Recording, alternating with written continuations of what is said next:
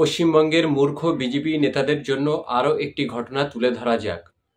ঝাড়খণ্ডের Godda power plant অর্থাৎ ঝাড়খণ্ডের গোড্ডা পাওয়ার প্ল্যান্টটি নির্মাণ করেছে আদানি গ্রুপ। এই আদানি গ্রুপ 1600 মেগাওয়াটের এই পাওয়ার প্ল্যান্ট থেকে যত বিদ্যুৎ উৎপন্ন হবে ভারতবর্ষ থেকে 100% অর্থাৎ 100% বিদ্যুৎই বাংলাদেশে পৌঁছে যাবে এই আদানি গ্রুপের হাত ধরে। অর্থাৎ ভারত সরকারের অনুমোদিত ঝাড়খণ্ডের গোড্ডা পাওয়ার প্ল্যান্ট থেকে যত বিদ্যুৎ উৎপন্ন হবে তার 100% বিদ্যুৎই বাংলাদেশকে সরবরাহ করা হবে।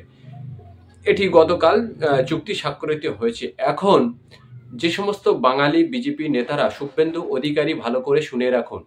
আপনি যাকে রাজনৈতিক পিতা হিসাবে গণ্য করেন, আপনি যার পায়ে হাত দিয়ে বিজেপিতে প্রবেশ করেছেন, সেই আপনার রাজনৈতিক পিতা, তার অঙ্গুলি হিলনে এই গোড্ডা পাওয়ার প্ল্যান্ট থেকে 1600 মেগাওয়াটের বিদ্যুৎ সম্পূর্ণটাই বাংলাদেশকে রপ্তানি করা হবে। এখন আপনি পশ্চিমবঙ্গে বসে বড় বড় কথা বলছেন, বাংলাদেশ সম্পর্কে খুব উল্টোপাল্টা মন্তব্য করছেন। আপনার মতো গণ্ড মূর্খ যদি আর দু একটা থাকতো তাহলে নিশ্চয়ই আপনার মতো এরকম মূর্খতার কম্পিটিশন হতো বিজেপির মধ্যে।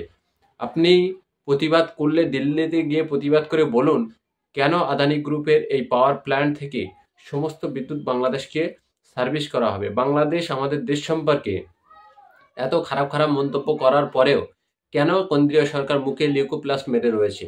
কেন কেন্দ্রীয় সরকার মুখ খুলছে না বাংলাদেশের বিরুদ্ধে? কেন এত কিছু বলার পরে আলু রপ্তানি হচ্ছে বর্ডার দিয়ে, তার ছাড়পত্র কে দিচ্ছে? এই সমস্ত প্রশ্ন আপনার যে রাজনৈতিক পিতা, তার কাছে গিয়ে করার যোগ্যতা আপনার নেই। সেই জন্য আপনি মানসিক বিকৃতিগ্রস্ত হয়ে পশ্চিমবঙ্গে ভুলভাল বলে বেড়াচ্ছেন। আপনার রাজনৈতিক কেরিয়ার শেষের মুখে। অতএব আপনি এখনো যদি পারেন দিল্লিতে আপনার রাজনৈতিক পিতাকে আরেকবার পায়ে হাত দিয়ে বলুন যে বাংলাদেশ ভারত সম্পর্কে এত খারাপ মন্তব্য করার পরেও কেন বাংলাদেশের সঙ্গে ভারতের সুসম্পর্ক বজায় আছে।